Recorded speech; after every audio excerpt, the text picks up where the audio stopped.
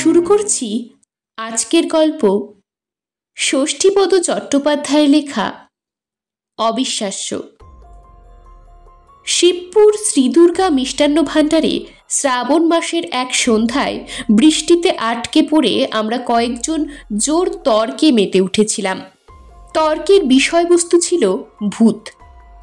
আমরা একদল ছিলাম ভূতের সপক্ষে এবং একদল ছিল বিপক্ষে।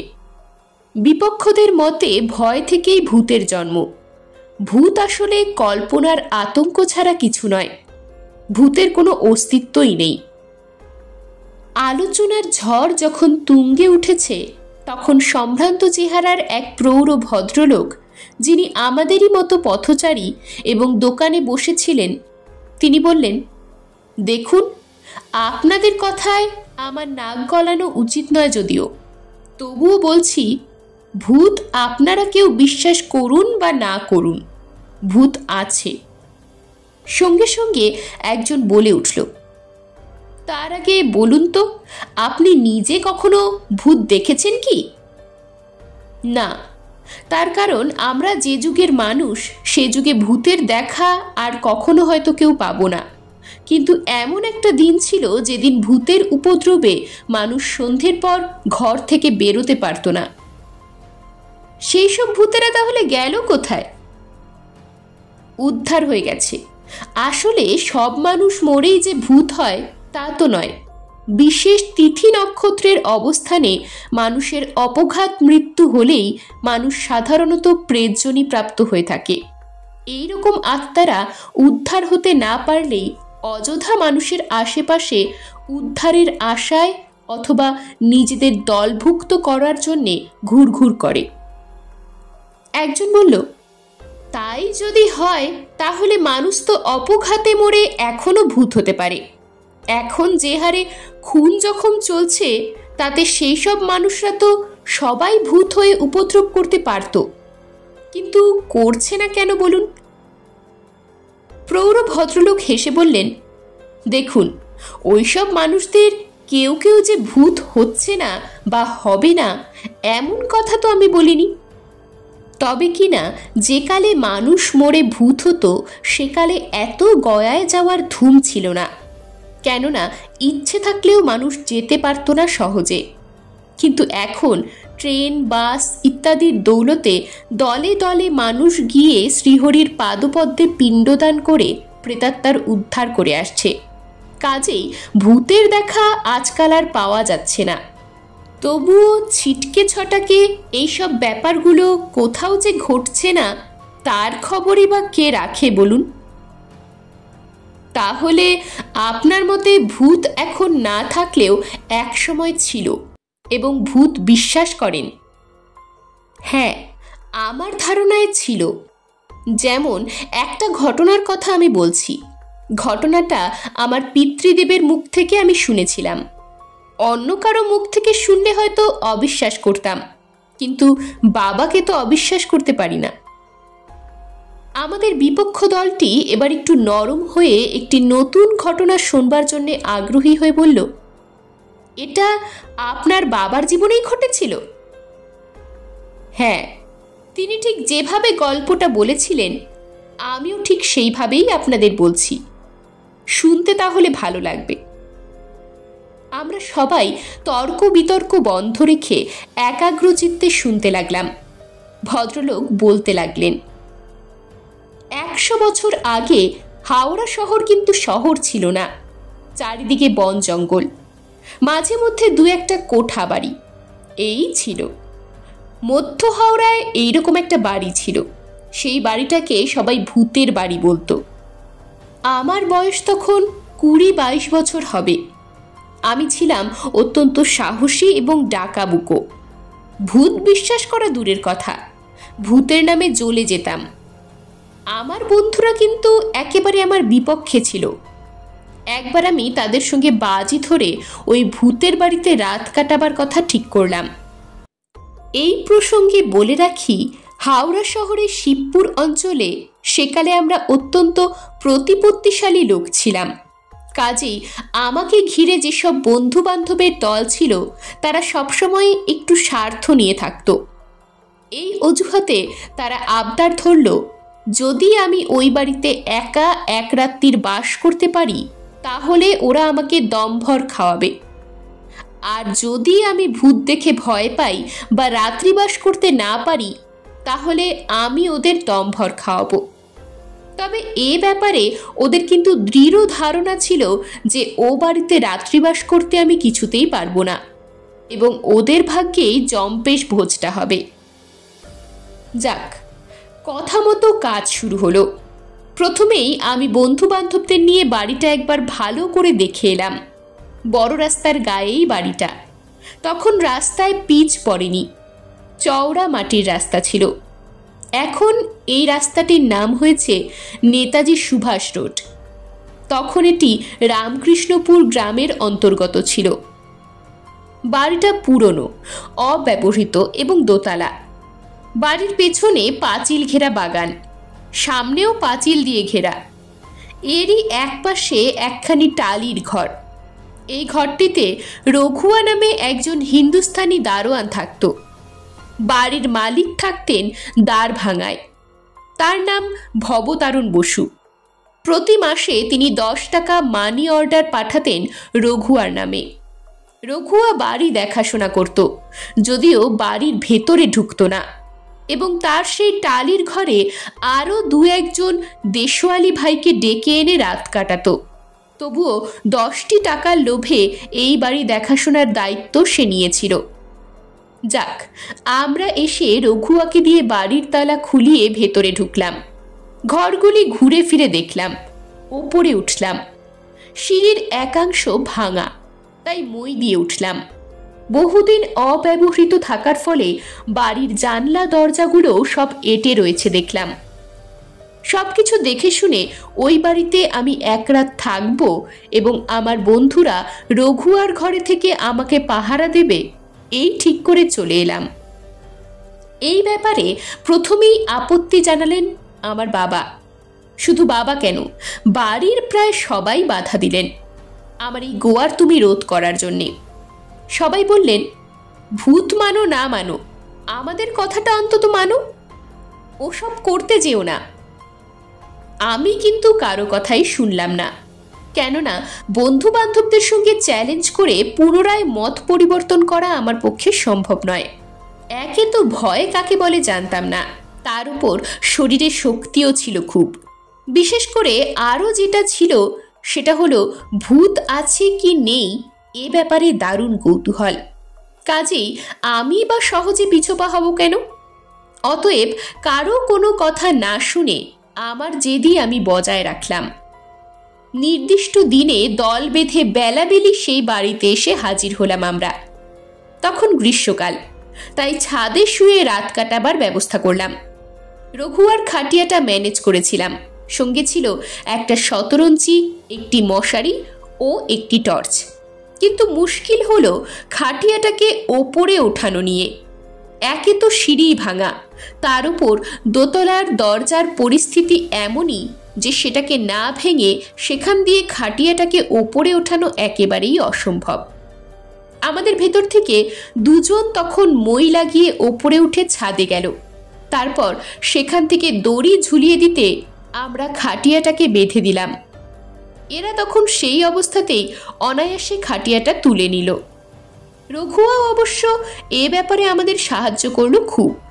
তবে সে এ কথাও বলতে ছাড়ল না, কেন এরকম বিপদের ঝুঁকি নিচ্ছেন বাবু? আমি নিজে দেখেছি ভূত আছে, কখনো ঘরের ভেতর আলো জ্বালে, কখনো ছাদে পায়চারি করে, কখনো বাগানের ভেতর থেকে চিৎকার করে কাঁদে। এসব তো মিথ্যে নয়। আমি বললাম, ঠিক আছে, দেখি না একবার পরীক্ষা করে। আমার বন্ধুরা তোমার ঘরে সারা রাত থাকবে, যদি ভয় পাই তাহলে চেঁচিয়ে ডাকবো তোমাদের। রঘুয়া বলল, হ্যাঁ বাবু, তাই ডাকবেন, তবে জোর করে যেন কোনো কিছু করতে যাবেন না ওদের সঙ্গে, কেমন? আমি আর কথা না বাড়িয়ে ছাদে উঠে খাটিয়ার পায়ায় 4টে ডগলা বাঁশ বেঁধে মশারি খাটিয়ে নিলাম। তারপর শতরঞ্চি বিছিয়ে শোয়ার ব্যবস্থাটা পাকা করে বসে রইলাম গ্যাট হয়ে। বন্ধুরা ছাদ থেকে নেমে সব দরজাতে তালা দিয়ে নিচে বসে রইল। আমি ছাদে পায়চারি করতে করতে অনেকক্ষণ ধরে গল্প করলাম ওদের সঙ্গে। রাত 10টার পর ওরা রঘুয়ার ঘরে শুতে ঢুকলো। আমি একা ঘোরাঘুরি করতে লাগলাম ছাদময়। চারিদিকে গাছপালা, দূরে বন জঙ্গল, মাঝে মধ্যে প্যাঁচার ডাক শোনা যাচ্ছে। ভরা অমাবস্যার রাত, কিন্তু যার জন্যে অপেক্ষা করছি সে কোথায়? কোথায় ভূত? আমি সতৃষ্ণ নয়নে গাছপালাগুলোর দিকে তাকাচ্ছি, যদি ভূতের দেখা পাই। কিন্তু না, অনেক প্রতীক্ষার পরও কোনো ভূতই আমার সামনে এলো না। আমি তখন হাত জোড় করে বলতে লাগলাম, হে অশরীরী প্রেতাত্মা, যদি সত্যিই তুমি থাকো তাহলে একবার অন্তত আমার সামনে এসো, আমাকে দেখা দাও। যদি না দাও তাহলে কিন্তু জানবো তুমি নেই। আমার জেদেরই জয় হবে তাহলে। অতএব তোমার মহিমা প্রকাশ করতে দেখা দাও। কিন্তু কে দেবে? কেউ কোনো সাড়া শব্দই দিল না। ভূতের দেখাও পেলাম না। পকেট ঘড়িতে দেখলাম রাত তখন 1টা। বসে থেকে থেকে দু চোখে ঘুম নেমে আসছে আমার। আর অপেক্ষা করে লাভ কি? খাটিয়ার ওপরে মশারির ভেতরে ঢুকে দিব্যি লম্বা হয়ে নাক ডাকিয়ে ঘুমোতে লাগলাম। ঘুম যখন ভাঙল তখন ভোর হয়ে গেছে। মনের আনন্দে তখন আমি লাফিয়ে উঠলাম। সারা রাত এই বাড়িতে একা থেকে প্রমাণ করেছি ভূত নেই। কিন্তু এ কি কাণ্ড! খাটিয়ার উপরে উঠে বসে যা দেখলাম তাতে বিস্ময়ের অবধি রইল না আমার।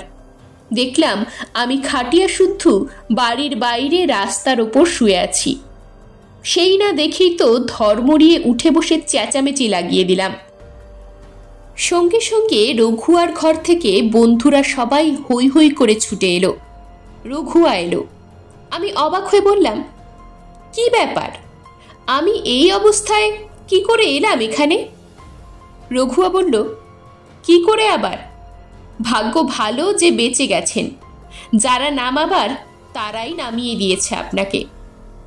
বন্ধুরা বলল, এবার ভূত বিশ্বাস করলি তো? আমি বললাম, না, তোরাই কেউ বদমায়েশি করে এই কাজ করেছিস। তা কি করে সম্ভব বল? তুই তো নিজের চোখেই দেখলি কিভাবে খাটিয়াটা ওপরে ওঠানো হলো। আর এই রঘুয়াও সাক্ষী, সারা রাত আমরা কিভাবে ঘুমোচ্ছিলাম। আমি আর কি বলি, এর কোনো ব্যাখ্যা খুঁজে পেলাম না। তাই বললাম, দেখ ভাই, যাকে আমি চোখে দেখিনি তার অস্তিত্ব বিশ্বাস করলাম না, তবে অলৌকিক ব্যাপার কিছু যে একটা ঘটেছে তা স্বীকার করলাম। একে ভৌতিক বলো ভৌতিক, অন্য কিছু বলো তো অন্য কিছু। বন্ধুরা বলল, তাহলে কি আমাদের খাওয়াটা মার যাবে? আমি বললাম, না, তা যাবে না। দমভর লুচি, মাংস, দই, মিষ্টি যে যত পারো খাও। তবে এটা ঠিক, তোমাদের এই ভুতুরে বাড়িতে ভয় তো আমি পেলামই না, উপরন্তু ভূতের দেখাও না। তাই ভূতের ভাবনা মনে আমার রয়েই গেল। যাই হোক, সেদিনই বন্ধুদের ইচ্ছে মতো ওদের সবাইকে পেট ভরে খাইয়ে দিলাম। এরপর থেকে আমার যেন জেদ চেপে গেল বাড়িটা কেনবার এবং আগাগোড়া বাড়িটাকে সংস্কার করিয়ে 2-4 ঘর ভাড়াটে বসাবার।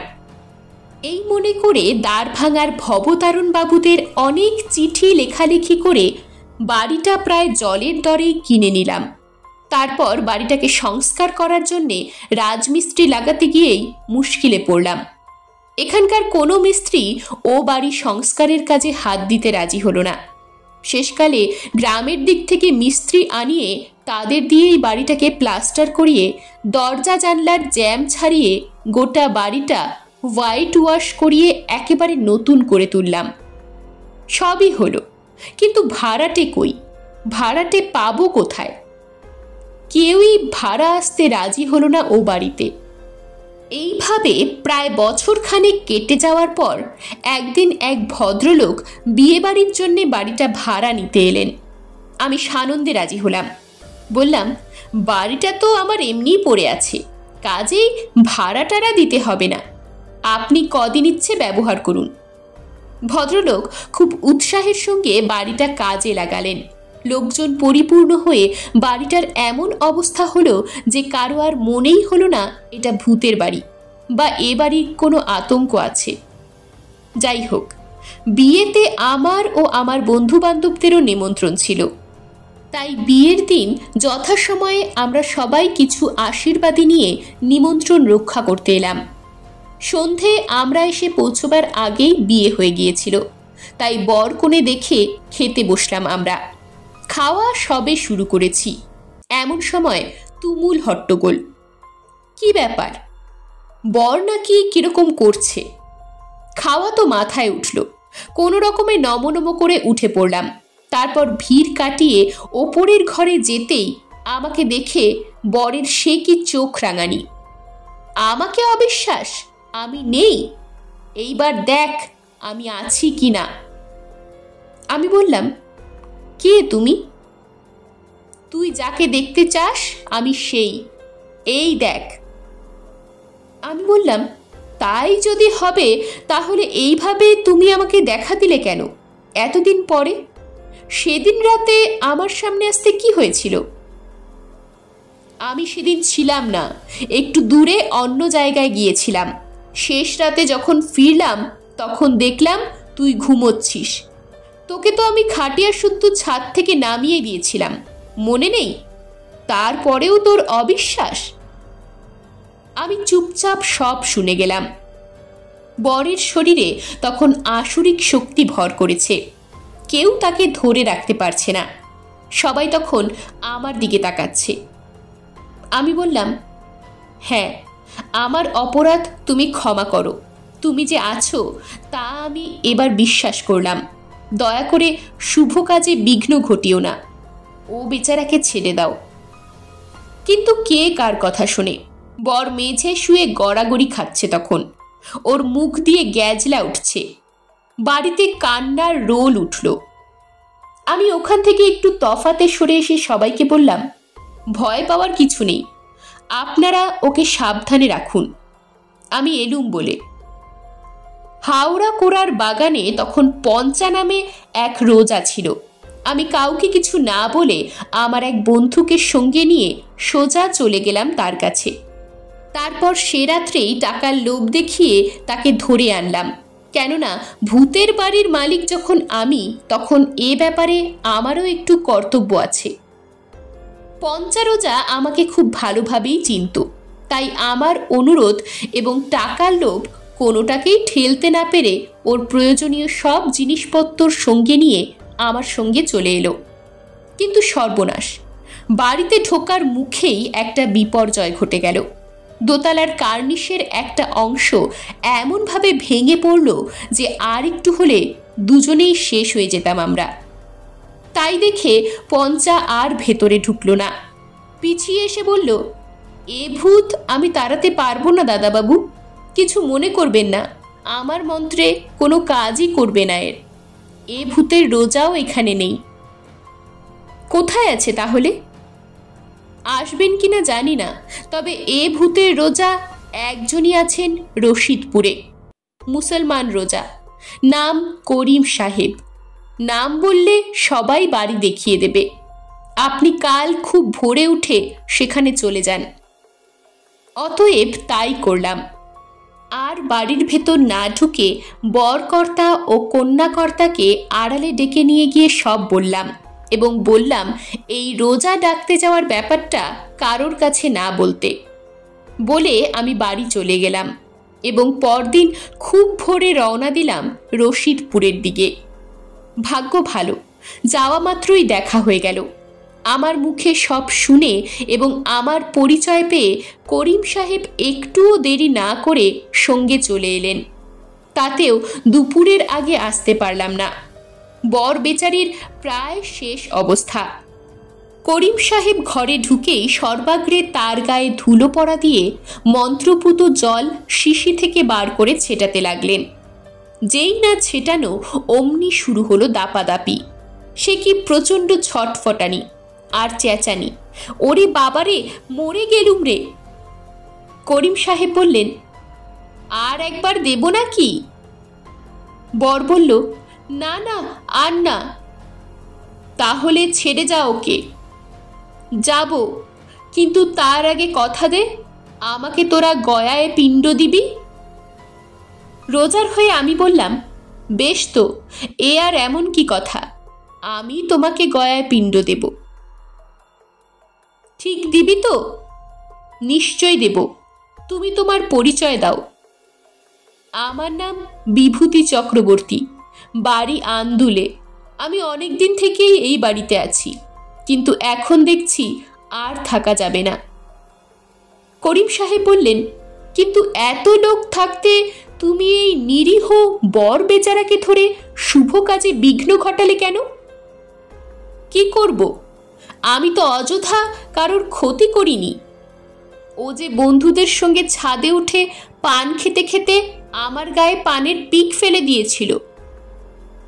বেশ, ঠিক আছে, এরা যখন তোমাকে গয়ায় পিণ্ড দেওয়ার ব্যবস্থা করবেন বলেছেন, তুমি একে ছেড়ে দাও। বলার সঙ্গে সঙ্গেই মনে হলো কে যেন হুড়মুড়িয়ে চলে গেল ঘরের ভেতর থেকে। যাওয়ার সময় দেওয়ালে টাঙানো একটা কুলোকে ফেলে দিয়ে গেল। করিম সাহেব বললেন, আর কোনো ভয় নেই, ও চলে গেছে। তারপর আমাকে বললেন, তবে আপনি কিন্তু ওর নামে গয়ায় একটা পিণ্ডি দিয়ে আসবেন, কেমন? আমি বললাম, নিশ্চয়ই দেব, খুব শিগগিরই যাচ্ছি আমি গয়ায়। এরপর করিম সাহেব আরও কিছু জল পড়া নুন পড়া দিয়ে কি সব তাবিজ কবজ বেঁধে দিলেন হাতে। বড় রোজার গুণে সুস্থ হয়ে উঠে বসল এবং সেই দিনই বাড়ি খালি করে দিল ওরা। পরদিন আমি আবার এলাম, এসে সারাদিন লোককে দিয়ে গোটা বাড়িটা পরিষ্কার করালাম। ধুয়ে মুছে সাফ করিয়ে ঝকঝকে তকতকে করে সন্ধ্যের সময় তালা দিয়ে বেরোতে যাচ্ছি, এমন সময় দেখি গেটের কাছে দাঁড়িয়ে এক বৃদ্ধ ভদ্রলোক আমার দিকে তাকিয়ে মিটিমিটি হাসছেন। আমি বললাম, কাকে চান? ভদ্রলোক হাসতে হাসতে বললেন, আপনাকেই। ভেতরে যেতে পারি? ভদ্রলোককে দেখে বেশ বিজ্ঞ এবং বিচক্ষণ ব্যক্তি বলে মনে হলো। বললাম, আসুন। ভদ্রলোক গেট পার হয়ে আমার কাছে এলেন। বললাম, কি দরকার বলুন, বাড়ি ভাড়া নেবেন? ভদ্রলোক তেমনই হেসে বললেন, আরে না না, আপনি এই বাড়ির মালিক? আগে হ্যাঁ। এই বাড়িতে গতকাল একজনকে কি ভূতে ধরেছিল? হ্যাঁ। ভূতে ধরার পর একজন রোজা এসে বিড়বিড় করে মন্ত্র বলতেই ভূতটা ছেড়ে পালালো, এই তো? ঠিক তাই। আচ্ছা, আপনারা নব্যকালের ছেলেরা এখনো এইসব কি করে বিশ্বাস করেন বলুন তো? বিশ্বাস আমি করতাম না, কিন্তু এমন গোটা কত ঘটনা হলো যাতে বিশ্বাস না করে আমি থাকতে পারলাম না। তাহলে মশাই শুনুন, আমার খুব ভূত দেখবার ইচ্ছে। আপনি যদি দয়া করে আজ রাত্রে এই বাড়িতে আমাকে একটু থাকার অনুমতি দেন তাহলে খুব ভালো হয়। আমি অবাক হয়ে তাকিয়ে রইলাম ভদ্রলোকের মুখের দিকে। হ্যাঁ গো, সত্যি বলছি, রসিকতা করছি না। আমার তো 3 কাল গিয়ে 1 কালে ঠেকেছে। আজও মরবো, কালও মরবো, না হয় ভূতের হাতেই মরি। আমি চাবি খুলে ভদ্রলোককে বললাম, বেশ, থাকুন। যদি কোনো অসুবিধে মনে করেন তাহলে ছাদে উঠে চেঁচাবেন, কেউ না কেউ এসে পড়বে। তুমি থাকবে না? ভদ্রলোক এই প্রথম আমাকে তুমি বললেন। বলুন, আমার বাপের বয়সী লোক, কোনো আপত্তি নেই তাতে। আমার থাকার দরকার কি? আরে থাকো না, দুজনে বসে বসে গল্প করে কাটিয়ে দেব একটা রাত। ভূত একজন থাকলেও আসবে, দুজন থাকলেও আসবে। আমি বললাম, তাহলে এক কাজ করুন, এই নিন চাবি। আমি একটু বাড়িতে বলে কয়ে খেয়ে দিয়ে আসি, না হলে বাড়ির লোকেরা তো চিন্তা করবে। আমি না আসা পর্যন্ত আপনি বরং বাড়ির চৌহদ্দিটা ঘুরে ফিরে দেখুন, বিশ্রাম করুন। ঠিক আছে, তাই যাও। তবে বাবা, তুমি নিজেই একবার বাড়িটা বেশ ভালো করে আমাকে ঘুরিয়ে ফিরিয়ে দেখিয়ে দিয়ে যাও না কেন? আমি বললাম, এ আর এমন কি, দেখুন তাহলে। বলে ভদ্রলোককে বাড়ির ভেতরে এনে হ্যারিকেন জেলে নিচের ওপর করে সব ঘুরিয়ে ফিরিয়ে দেখলাম। ভদ্রলোক বললেন, কই এবার ছাদটা একবার দেখিয়ে দাও।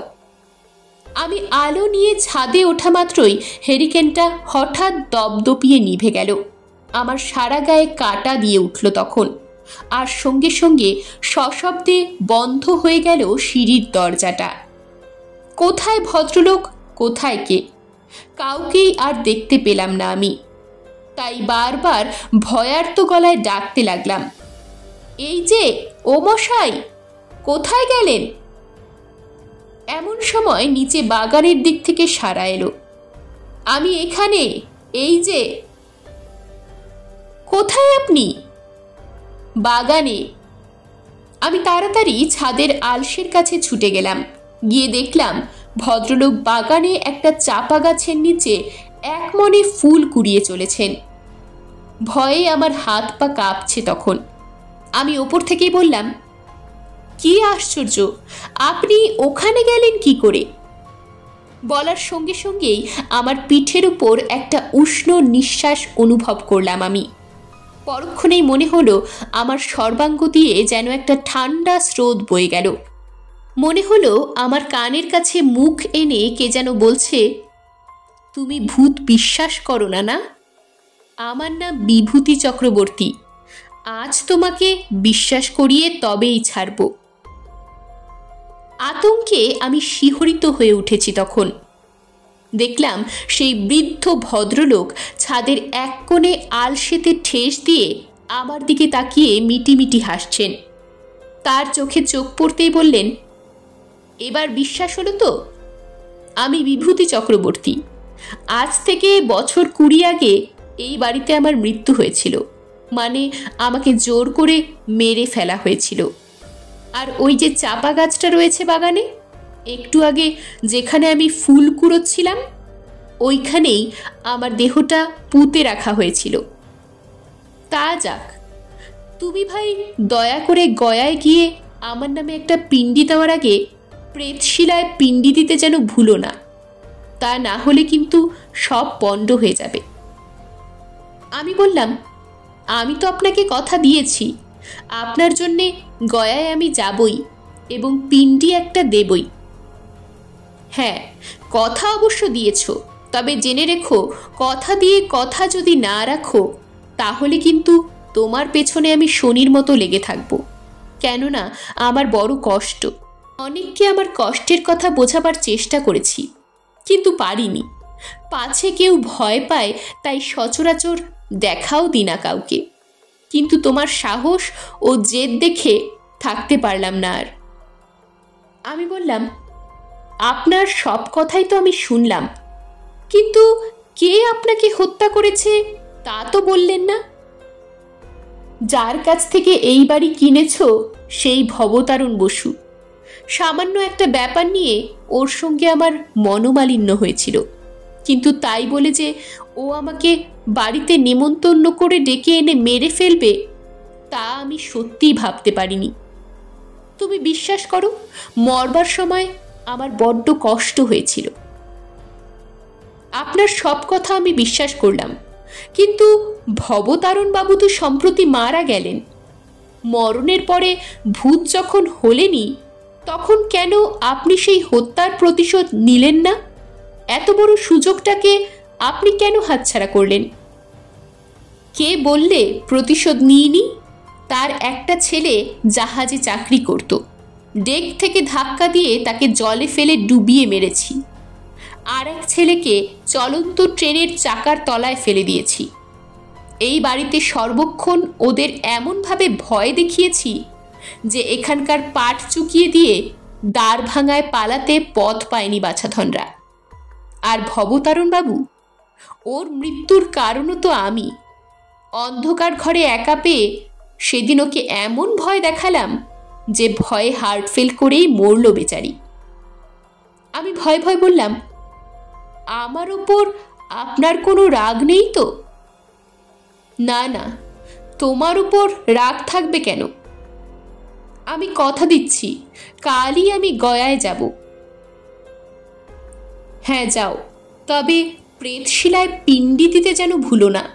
কেমন? আমার বড় কষ্ট। নৃশংসভাবে আমাকে মেরেছিল, তা ভাবলেও তুমি আঁতকে উঠবে। দেখবে আমাকে কিভাবে মেরেছিল, এই দেখো। বলার সঙ্গে সঙ্গে দেখলাম দুটো রোমশ হাত একটা কাঁচা বাঁশ দিয়ে বিভূতিবাবুর গলা চেপে ধরছে। বিভূতিবাবু ছাদের আলসের গায়ে চিলেকোঠার দেওয়ালে ঠেস দিয়ে যন্ত্রণায় ছটফট করছেন। আপ্রাণ চেষ্টা করছেন নিজের হাত দুটি দিয়ে গলার ওপর থেকে সেই বাঁশের চাপ সরিয়ে নিজেকে রক্ষা করবার, কিন্তু সেই প্রচণ্ড শক্তির কাছে সব শক্তিই পরাস্ত হচ্ছে। উফ, সে কি ভয়ানক দৃশ্য! দুটো চোখ ঠেলে বেরিয়ে আসছে, গালের কষ বেয়ে গড়িয়ে আসছে রক্তের ধারা, জিভটা এতখানি লকলকিয়ে ঝুলছে। সেই অমানুষিক দৃশ্য দেখা যায় না, ভাবা যায় না, কল্পনাও করা যায় না। আমি জ্ঞান হারালাম। পরদিন সকালে যখন জ্ঞান ফিরে পেয়ে চোখ মেলে তাকালাম, তখন দেখলাম আমি আমার বাড়িতে খাটের ওপর পুরু গদির বিছানায় শুয়ে আছি। আমার ফিরতে দেরি দেখে বাবা লোকজন নিয়ে কাল রাত্রেই ও বাড়িতে গিয়েছিলেন। তারপর ছাদে ওই অবস্থায় আমাকে দেখতে পেয়ে নিয়ে এসেছেন বাড়িতে। যাই হোক, বিভূতিবাবুর কথা মতো সেদিন রাতের গাড়িতে বাবা আর আমি গয়ায় গিয়ে যথাবিহিতভাবে পিণ্ডদান করে এলাম। তারপর থেকে সত্যি সত্যি ও বাড়িতে আর কখনো ভূতের উপদ্রব হয়নি, এবং পরবর্তীকালে বাড়িটাও আমরা বেচে দিয়েছিলাম। এই পর্যন্ত বলে মিষ্টির দোকানের প্রৌঢ় ভদ্রলোক তার গল্প শেষ করলেন। তখন বৃষ্টি থেমে গেছে, আমাদের কারো মুখে কথা নেই, যে যার বাড়ির দিকে কেটে পড়লাম। এরকমই আরও সব গল্প পেতে চ্যানেলটিকে সাবস্ক্রাইব করে দেবেন, আর গল্পটি যদি ভালো লেগে থাকে তাহলে লাইক, শেয়ার আর কমেন্ট করে দেবেন।